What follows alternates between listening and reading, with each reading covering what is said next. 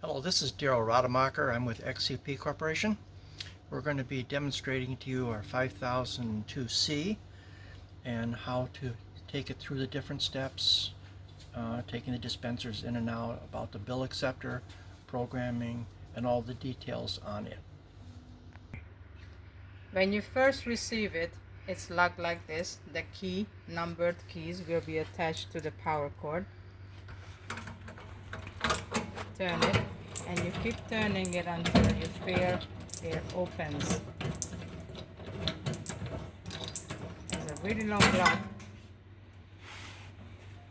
That's what it looks like inside. So this comes with 2 card dispensers and a bill acceptor. These dispensers come with extension magazines that almost doubles the card hold capacity from 160, almost doubles it, but it depends on the thickness of the card. Now we're gonna show how to take the dispensers in and out. Once it's powered down, you could unplug the plug from the back of the dispenser or plug it in if you first time you receive it. Take out the bill acceptor cassette because that's gonna be in your way, and then there's a screw down here that holds the dispenser in its place, and on this one it's right here. It's always on its left side looking from the front. Once you unscrew that to a certain distance, a little bit more, almost have to be all the way out. Then the dispenser slides out. You tip it just a little bit and it comes out. To put it back in, you do the same thing. You tip it a little bit and slide it into place.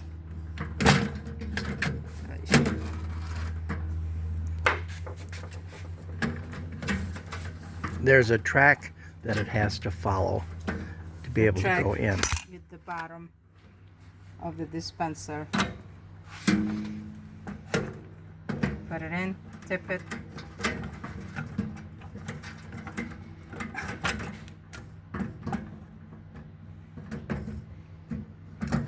You have to sort of align it up with the opening in the front with the black nose, and then it slides down the track fairly easy. Okay, like that, and then plug in the little connector. So 2 is always on this side, 1 is on this side. There's a number on the plug. The little notches toward down. Once you see the metal that's up,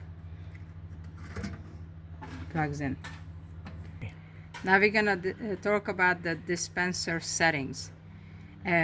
We usually send out the machines with the car hold halfway out so it doesn't fall on the floor. That's getting changed by this switch right here. There's 4 switches, and the number 1 goes into the off position. That's toward the wall. That makes it card hold. If you don't like it, you just switch the switch back and then the card comes out entirely. While we have this open here, we're going to show you that little piezo buzzer. She's pointing at the piezo buzzer. The dispenser, when it gets low on cards, will go toot toot toot toot toot toot. Some people feel that's annoying, but it's necessary to alert the customer so they don't put money in the machine and get nothing. So if you want to lower the sound, you can put black plastic tape, either 1, 2, or 3 pieces over that little hole. It'll cut the sound to real low volume. To change at what time it starts beeping with the piezo, you could loosen up this screw and rise it and lower it. This is always going to be in the lowest position.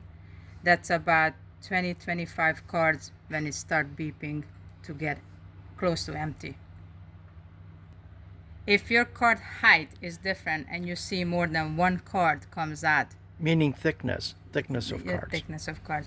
Then these 2 screws adjust the height of the card thickness. 3.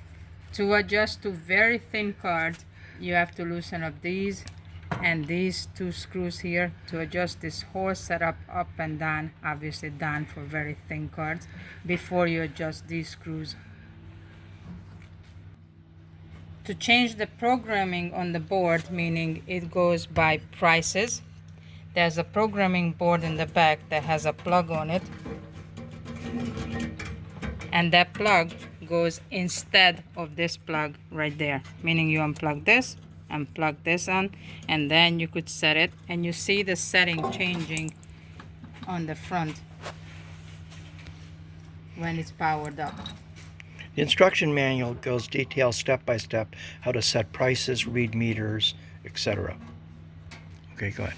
It usually goes out with our Venda pin card as an example, as a sample card, but you could change it to your own card. Right now it just has a big price on it, and to do that you loosen up these 4 nuts right here, the M3 nuts,